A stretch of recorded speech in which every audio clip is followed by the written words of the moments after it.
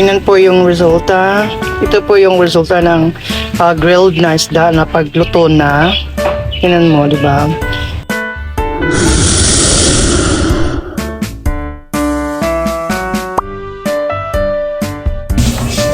Hi guys, I'm going to do the grill of the fish today. Today's video, and these are the fish that I'm going to grill. Only 3. So ang ginawa ko, hinugasan ko siya, nilagyan ko ng asin. Then, i-grill ko siya dito sa apoy.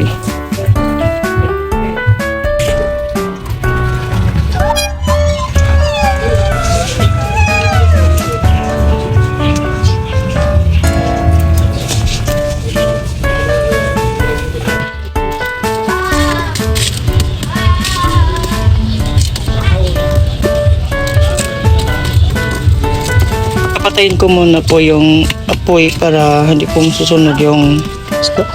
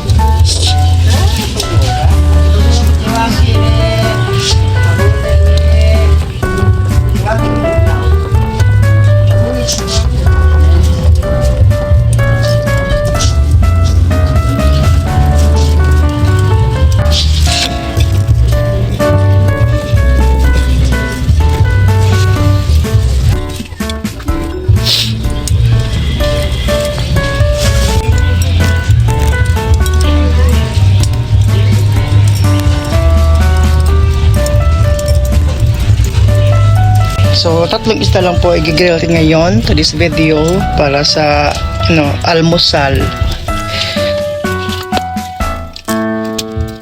So, yung gagawin po sa isda po ay huhugasan, din nilagyan ng asin. Yun lang po. So, for today's breakfast, alam niyo naman, gusto po natin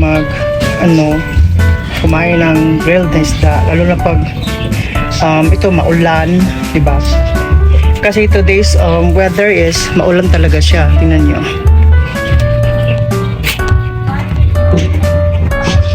Tingnan nyo, maulan talaga siya. So, para rin tayo naliligo ng dagat, gano'n. Usually, yung grilled na isda is usually ginagamit po yun sa, yung lutong kapag maliligo ng dagat. So, ito na po yung isda ko. Ito may tong po tayo. Yung tong parang kutsara. See? So, hindi pa po siya. Mahilaw pa po siya. So, it will take time po kasi pag binaliktad mo, babali po yung isda.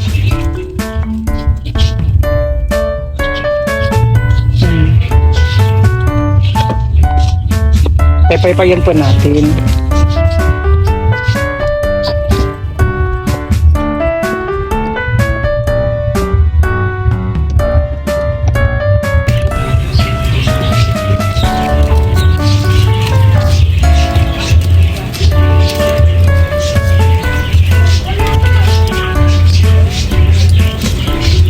Ayan. Yun.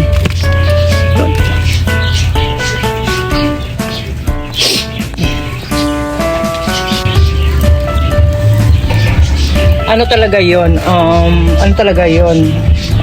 It will take time talaga magluluto ng isda. Kasi paano po pag mahilaw, saka masisira lang po yung isda.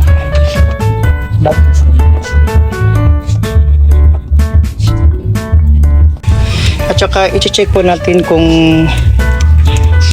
luto na ba yung, kasi pag hindi, tingnan mo ito, yan, dumidikit. So, ibig sabihin, hindi po siya, hilaw pa po siya. Ito naman, tingnan natin yung ilalim. So, hindi pa masyado. ito rin, hindi rin masyado, tingnan mo. So, kapag ganun po guys, kapag dumidikit po yung isda sa skirin, ibig sabihin, mahilaw pa po siya, hindi po siya totally na naluluto. So, tingnan mo yung tong ko. It's very unique. See?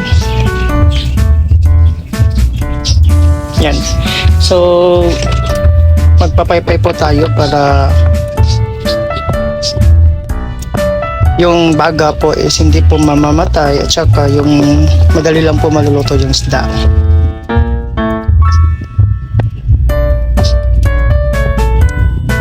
Ganyan po, hindi po mabilis ang magre-grill ng isda.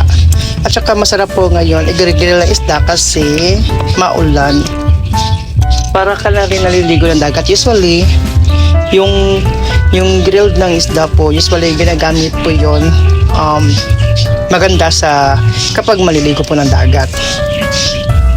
Pero since today is the weather is not, it's not hot and it's gloomy. So tingnan nyo yung weather. Tingnan mo yung weather is gloomy. So it's nice talaga na mag-grill ng isda.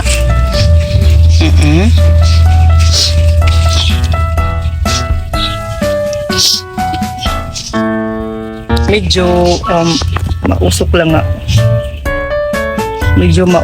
nga. Pero kailangan natin gawin po kasi hindi po maluluto yung isda pag mag-inarte po tayo. Diba? Masarap naman po kapag maluto yung isda after grilled. Masarap po siya.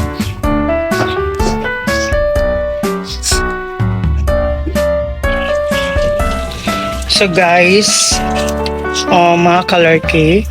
So ito na ngayon mga color cake. Ipapakita ko sa inyo yung itsura ng luto ng grilled na fish.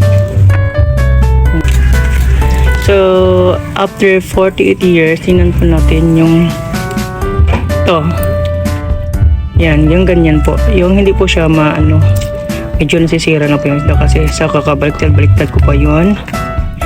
Pero anyways, ito itsura ng luto. Yan. Okay. Medyo iingatan po natin baka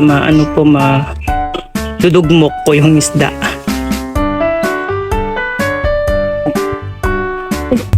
So, atin kunting pamaypay.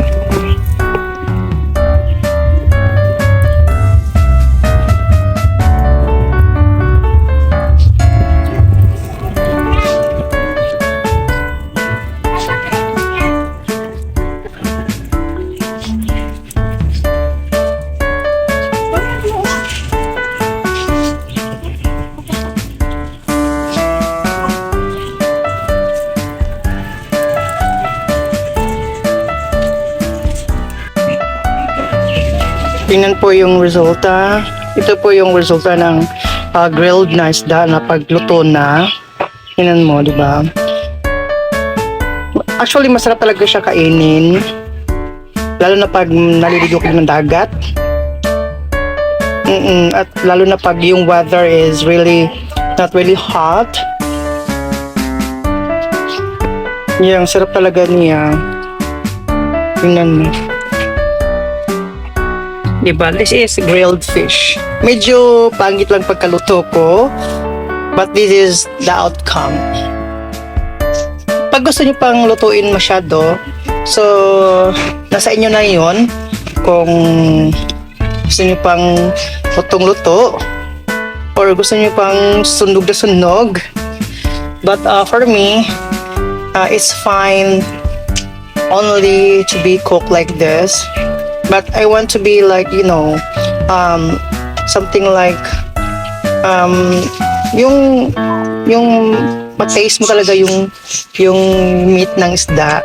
Yung meat niya is, yung malinamnam talaga na, yung malasa talaga siya. So, I want it to be cooked. Yeah, more. But not really overcooked. So it's up to you. How are you going to, manage? Sa English pa, manage. Okay?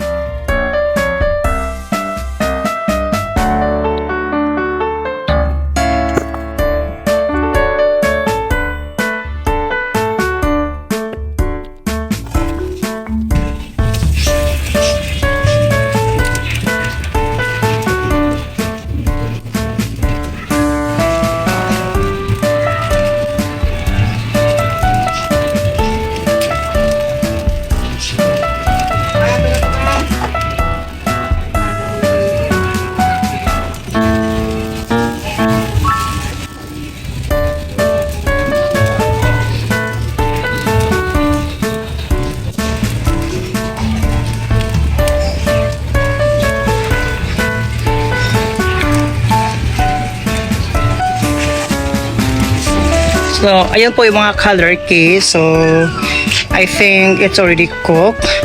Now, isa-serve po natin siya kasi breakfast na kasi today. So, mga color key, ito na po yung finished product ko. So, medyo parang na-overcook po siya. Pero at least, luto po, diba? Hindi po yung, hindi naluluto, masasayang lang. So, I'm ready to eat na. Mga kalarki. Alright mga kalarki, I'm ready to eat na kasi luto na po yung grilled fish. And thank you so much for watching. Then, please subscribe my channel and click notification bell for the next video. Thank you.